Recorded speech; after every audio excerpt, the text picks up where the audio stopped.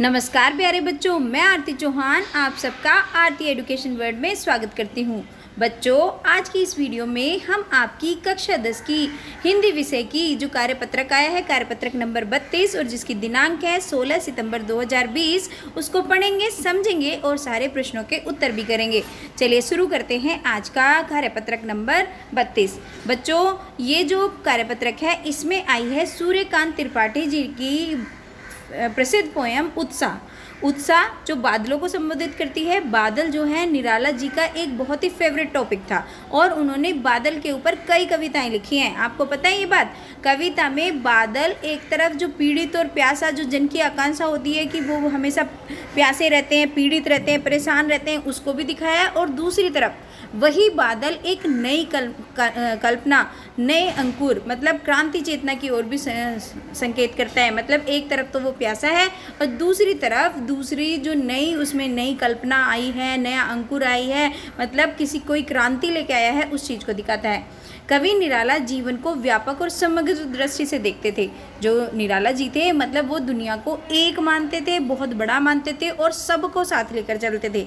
सामाजिक क्रांति या बदलाव में साहित्य की भूमिका महत्वपूर्ण होती है। ये तो आपको पता ही है कि कोई भी सामाजिक क्रांति हुई है या दुनिया में बदलाव आया है, किसी देश में बदलाव आया है, तो उसमें जो लिटरेचर है, जो साहित्य है, वो बहुत ही इंपॉर्टेंट रोल प्ले करता है। तो इस कविता के माध्यम से इसी बात को हम समझ भी सकते हैं।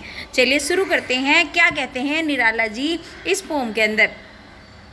बादल गरजो घेर घेर घोर घनन धरारो। अब वो क्या बोलते हैं निराला जी कि बादल गरजो, बादल तुम गरजो, आवाज़ करो, एकदम से आवाज़ आती है ना जब बादल गरजते हैं, शोर शराबा करते हैं, तो घेर घेर करके आओ धराधर। ओ धराधर ये नाम है बादल का ही। बादल को धराधर भी कहते हैं। धारा आपको जानते ही हो, पानी होता है जिसमें जो लेकती है, तो धराधर जिसमें धारा है तो वो कौन है? बादल। ललित ललित काले घुंघराले कि तुम कितने सुंदर हो। ललित होता है सुंदर और काले हो, घुंघराले हो, है ना, जो ऐसे ऐसे होता है ना बादल, आपको पता है इस तरीके के बादल होते हैं। तो वो कहते हैं काले हो, घुंघराले हो, बाल कल्पना से पाले, और जैसे बालक की कल्पना होती है अनघड़ सी, इस तरीके के हो तुम। विद्युत छवि उर में, और तुम्हारे जो हृदय के अंदर, उर हृदय, तुम्हारे हृदय के अंदर बिजली है, बिजली अंदर है। कवि नव जीवन वाले, लेकिन फिर भी तुम नया जीवन देते हो लोगों को। जब तुम बरसते हो तो नया जीवन देते हो। आपको पता है जब बादल बरसते हैं तो नए नए कपोल खिलने लगते हैं, नए फूल आने लगते हैं जब बारिश आती है। आप बोल रहे हैं व्रज छिपा नूतन कविता, फिर भी भर दो बादल गरजो। वो कहते हैं तुम्हारे अंदर व्रज छिपा हुआ है। व्रज पता क्या होता है? व्रज एक तो होता है जो हथियार होता है, जो इंद्र का हथियार होता है ना, वज्र, एक तो वो होता है। एक वज्र हम बोलते हैं बिजली को भी। तो कह रहे हैं तुम्हारे अंदर बिजली छुपी हुई है, लेकिन तुम्हारे अंदर अब तुम क्या करो? नूतन कविता फिर भर दो। मतलब अब तुम गरज कर क्या करो? एक नई कविता का सृजन करो। और बादल गरजो मतलब तुम जब बरसते हो, वैसे तो तुम्हारे अंदर व्रज छिपा हुआ है, बिजली छिपी हुई है, यहाँ विद्युत आया है, व्रज आया है, दोनों शब्द वही है। फिर भी लेकिन जब तुम बरसते हो तो एक नई कविता लिख देते हो, लोग खुश हो जाते हैं। मतलब अंदर ये है और बाहर तुम सबको खुश कर देते हो। तो इसलिए बादलो तुम गरजो, तुम बरसो। विकल विकल उन्मन थे उन्मन, विश्व के निदाग के सकल जन, आए अज्ञात दिशा से अनंत के घन, तप्त धरा जल के फिर से शीतल कर दो गरजो।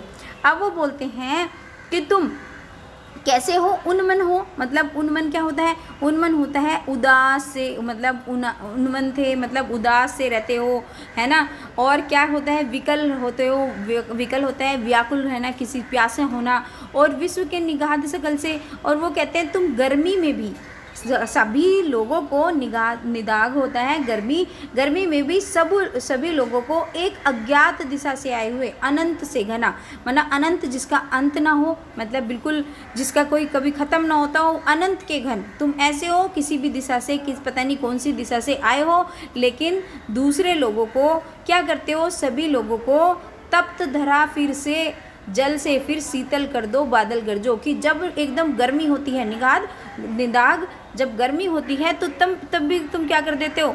तप्त धरा, जब तपती हुई धरती होती है, गर्मी होती है, तो तुम फिर से जल बरसाते हो और पूरी धरा को शीतल कर देते हो।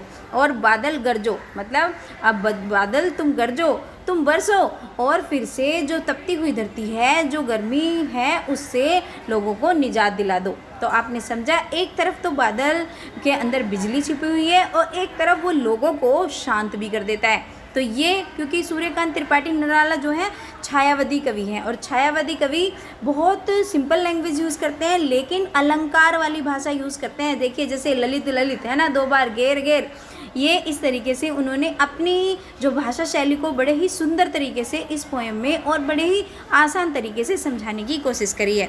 चलिए बच्चों, अब देख लेते हैं इसके क्वेश्चन आंसर्स। क्या आप अनुमान लगाकर लिख सकते हैं कि कवि ने बादल बरसने के स्थान पर गरजना शब्द का प्रयोग क्यों किया है? तो आपको पता है, कवि बरसने के स्थान पर गरजना इसलिए कहते हैं क्योंकि गरजना विद्रोह का प्रतीक होता है। क्योंकि अगर वो कहते थे बरस रहे हैं तो वो विद्रोह नहीं दिखाता, और इस कविता के माध्यम से कवि बादलों की गरजने से नूतन विद्रोह का आह्वान करते हैं कि जब तपती हुई धरती होती है, जैसे देखो तपती, उसको शांत करना, तो मतलब एकदम उल्टा कर देना। तो इस तरीके से इन्होंने क्या किया है, गर्जना शब्द का यूज़ करा है। ठीक है, अब देखते हैं दूसरा क्वेश्चन क्या पूछ रहे हैं। कविता का शीर्षक उत्साह क्यों रखा गया है? अब बताइए उत्साह क्यों रखा गया है, इतना अच्छा शीर्षक। कविता का शीर्षक उत्साह रखने का मुख्य कारण यह है कि इस कविता में कवि बादल के माध्यम से समाज में जो क्रांति और उत्साह की भावना उत्पन्न कर एक महान परिवर्तन लाना चाहते हैं कि जो समाज में हो रहा है उसमें क्रांति आए और उत्साह की भावना भरे लोगों में।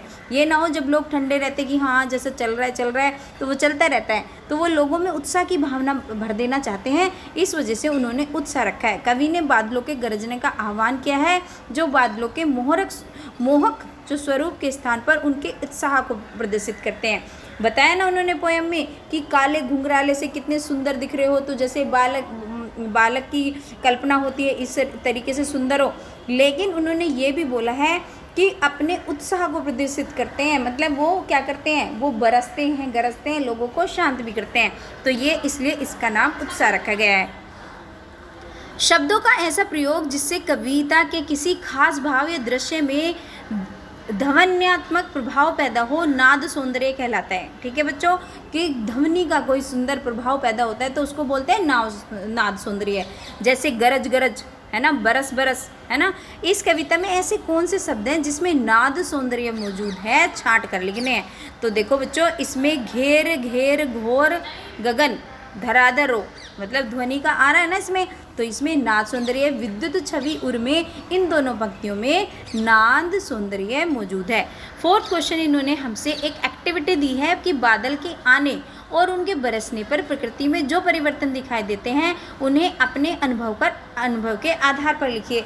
तो बादल के आने पर और उनके बरसने पर प्रकृति में कई तरह के बदलाव होते हैं। जैसे अगर गर्मी होती है तो गर्मी से राहत मिलती है। बसंत ऋतु में बादल के आने पर उनके बरसने से तरह तरह के फूल खिलने लगते हैं, पेड़ पौधे हरे भरे हो जाते हैं। मई जून के महीने में बादल आने से और बरसने से आम का स्वाद मीठा हो जाता है। सर्दियों में बादल के आने से और उनके बरसने पर बहुत सर्दी हो जाती है, जिससे बाहर निकलना बड़ा मुश्किल हो जाता है। तो बादल आने और गरजने से प्रकृति में मुझे तो ये बदलाव देखने को मिला। अगर आपको कुछ और भी लगता है तो प्यारे बच्चों आप वो भी लिख सकते हो। ठीक है, तो बच्चों आज की आपकी ये थी वर्कशीट नंबर 32। अगर आपको इससे हेल्प मिली है तो please like my video, subscribe my channel and don't forget to share with your friends. Thank you बच्चों, और नोटिफिकेशन बेल ज़रूर दबा लिया करो जिससे वीडियो का नोटिफिकेशन आपको सबसे पहले मिल सके और सबसे पहले आप अपनी वर्कशीट को सोल्व कर सकें। Thank you.